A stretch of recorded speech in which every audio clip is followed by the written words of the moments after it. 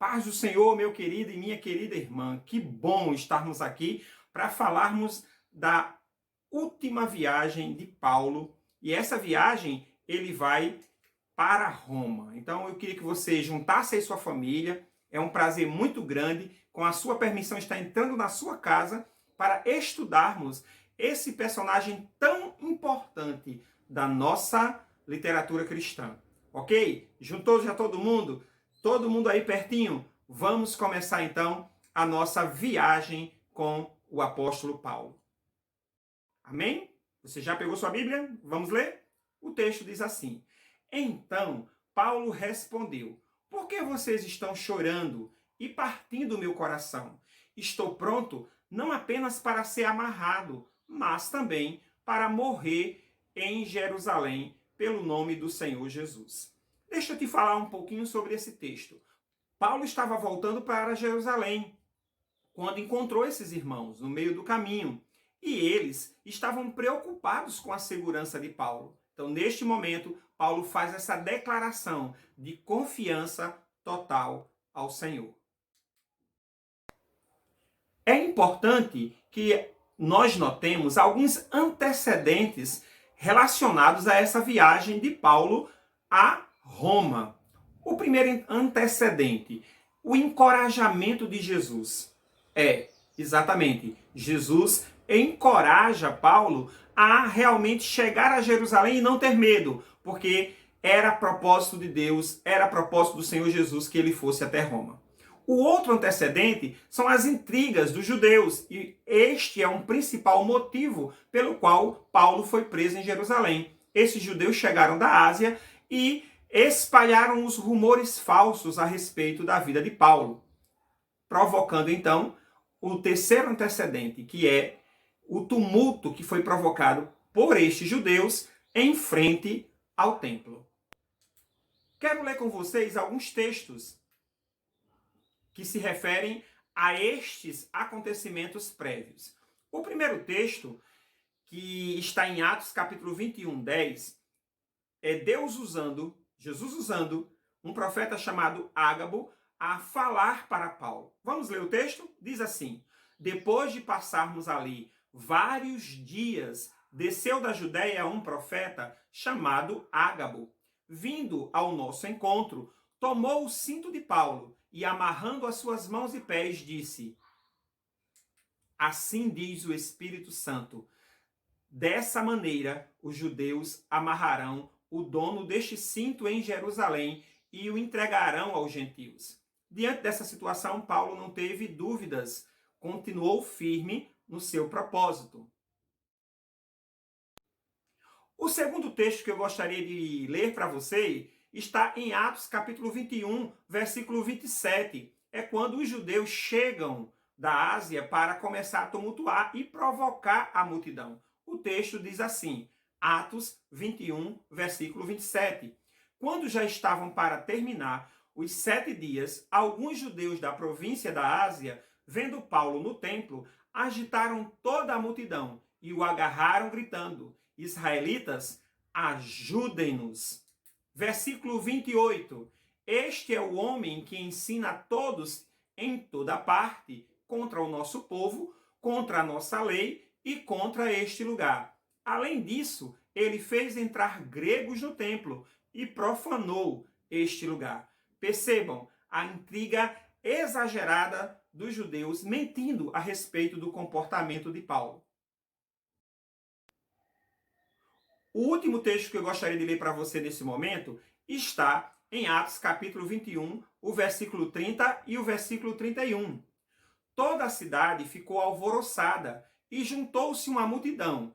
Agarrando Paulo, arrastaram-no para fora do templo e imediatamente as portas foram fechadas. Esse trecho vai mostrar justamente como foi o complô dos judeus que vieram da Ásia para atentar contra a vida de Paulo. Em seguida, quero falar sobre as circunstâncias da viagem de Paulo. Existem 3 circunstâncias que valem a pena ressaltarmos. A primeira circunstância é o discurso de Paulo diante das autoridades. A segunda circunstância, a intenção de liberar Paulo dessas autoridades. E a terceira circunstância é o direito que Paulo tinha, por ser cidadão romano, de apelar para César. No que se refere ao discurso de Paulo diante das autoridades, existem 4 discursos interessantes que são feitos por ele em sua defesa. Ele vai discursar diante do Sinédrio, em Atos 23, do 1 a 11, está registrado isso. Vai também discursar diante de Félix, que é o procurador romano que estava guardando a vida de Paulo. Isso está em Atos, capítulo 21, do 1 a 26. Um dado interessante é que Félix mantém Paulo preso lá em Cesareia de Filipe por pelo menos 2 anos antes de embarcar para Roma. O terceiro discurso acontece depois que Félix deixa a Judéia e é substituído por Festo. Em Atos 25, de 1 a 12, Festo escuta as declarações de Paulo e convida o rei Agripa, que será o nosso 4º discurso. Diante do rei Agripa, Paulo faz um discurso inflamado de amor pela causa do mestre. Tanto que o próprio rei Agripa, ele vai dizer: Paulo, eu já estou com vontade de ser cristão também, porque o que você me fala é algo muito grandioso. E Paulo, ele devolve essa ideia dele dizendo que, olha, eu queria que você realmente fosse cristão e estivesse na minha situação, exceto com relação a essas cadeias. O outro texto que eu gostaria de ler para você encontra-se em Atos 24, 26. Interessante é que, enquanto Paulo esperava, o Félix, que foi o primeiro procurador que guardou a vida de Paulo, ele estava querendo liberar Paulo. Mas o interessante, ele queria liberar Paulo desde que Paulo oferecesse dinheiro para ele, né? Isso está em Atos 24, 26. Ao mesmo tempo, esperava que Paulo lhe oferecesse algum dinheiro, pelo que mandava buscá-lo frequentemente e conversava com ele. Então a intenção de Félix não era exatamente saber a respeito do reino de Deus, nem da pregação do evangelho de Paulo, mas ter algum tipo de recurso. O outro texto refere-se ao rei Agripa e refere-se justamente à declaração de Paulo e o apelo que ele faz para Roma, para César. Era um direito de todo cidadão romano ter a sua causa analisada direto pelo imperador, desde que ele percebesse que estava sendo injustiçado, como era o caso de Paulo. O rei Agripa vai dizer a Festo, em Atos 26, 32, Agripa disse a Festo, ele poderia ser posto em liberdade se não tivesse apelado para César. Bom, chegamos à parte dos acontecimentos da viagem. Após 2 anos preso em Cesareia, Paulo é mandado para Roma. E existem 3 eventos, dentre muitos outros, que eu gostaria de destacar para você. O primeiro é a tempestade. O segundo, o naufrágio. E o terceiro, alguns acontecimentos envolvendo a ilha de Malta, onde o navio ficou despedaçado ali na costa da ilha de Malta.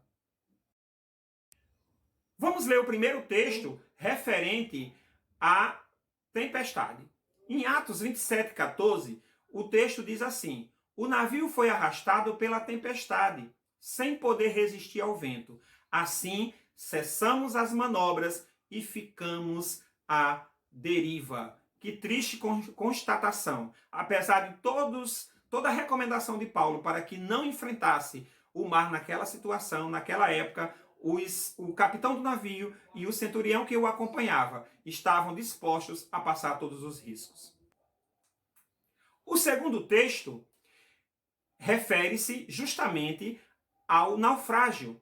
Na 14ª noite, ainda estávamos sendo levados de um lado para o outro no mar Adriático. Isso está em Atos, capítulo 27, versículo 27 também. Então, o que é que acontece nesse trecho? Acontece justamente a constatação de passarem 14 dias sendo açoitados pelos ventos que estavam acontecendo e a grande tempestade que se abateu sobre o barco.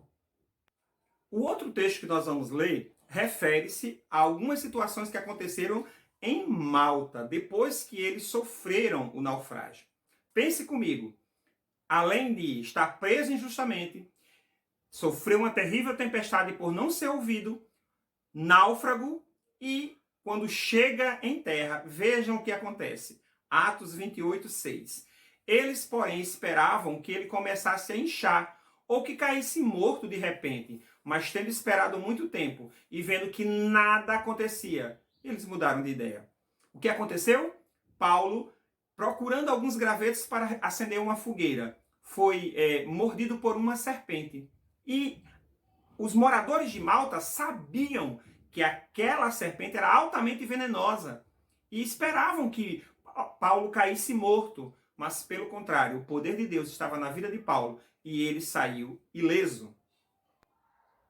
Bom, chegamos ao momento em que Paulo chega em Roma. Algumas pessoas acreditam que a prisão de Paulo foi apenas uma, mas na realidade foram duas prisões. A primeira que aconteceu em Jerusalém e o levou até Roma por volta do ano 59 ou 62 depois de Cristo. Existe uma divergência aí entre a questão da data. São datas aproximadas. Depois desse momento, Paulo é solto e acontece a sua segunda prisão em 67.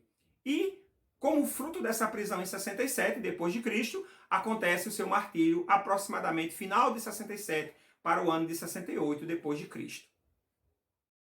Algumas realizações de Paulo durante essa prisão, a primeira prisão. Primeiro, escreveu Efésios, Filipenses, Colossenses e Filemão. Quando ele saiu dessa primeira prisão, ele visitou as igrejas, deixando Timóteo em Éfeso e Tito em Creta. Bom, para finalizar, eu gostaria de exibir para você a imagem deste filme, que é recente, sobre a vida de Paulo. O nome do filme é Paulo, o Apóstolo de Cristo. Este filme retrata com uma fidedignidade muito grande os últimos dias que Paulo vivenciou na prisão, na sua segunda prisão, na prisão chamada Marmetina, em Roma, e como foram os últimos dias dele até o seu martírio. Querido, gostaria de apresentar para você agora algumas considerações espirituais, lições que nós podemos tirar da vida de Paulo.